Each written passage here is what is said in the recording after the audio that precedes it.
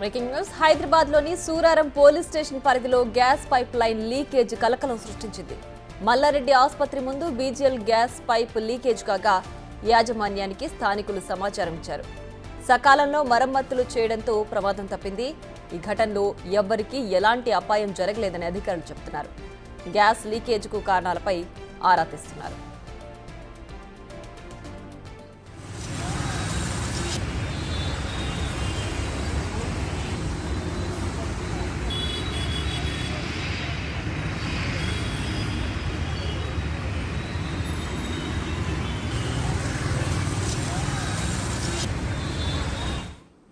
అంటే మరింత సమాచారం మా ప్రతినిధి సాగర్ ఫోన్ లైన్ అందిస్తారు. సాగర్, చెప్పండి, ఈ గ్యాస్ పైప్ లీకేజ్ ఘటనకి సంబంధించి కారణాలు ఏమైనా తెలిసొచ్చాయా? ప్రస్తుతం మరమ్మతులు పూర్తయిపోయాయా?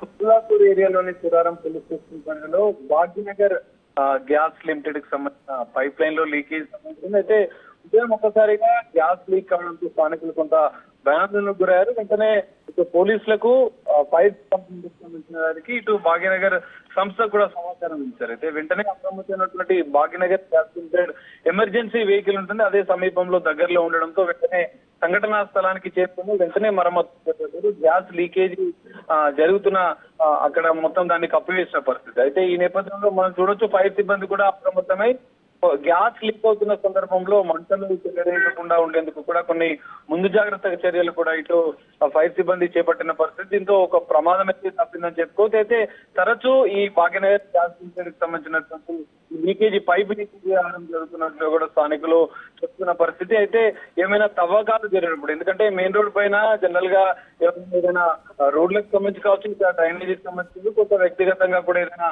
తవ్వకాలు చేపడుతున్న సందర్భంలో అక్కడ పైప్ లైన్ కి సంబంధించినటువంటి ఇండికేషన్ లేకపోవడంతో వాళ్ళు తవ్వుతున్న సందర్భంలో ఈ తరహా లీకేజీ జరుగుతున్నట్లు తెలుస్తుంది. అయితే మరి ఇలాంటి ఘటనలు జరగకుండా ఉండేందుకు తవ్వకాలు జరుగుతున్న సందర్భంలో కూడా కొన్ని జాగ్రత్తలు తీసుకోవాల్సిన అవసరం ఉంది.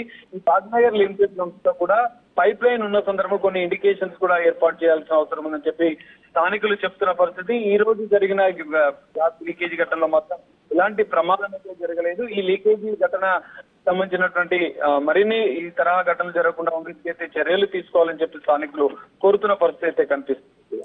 Right Sagar, thanks for the updates.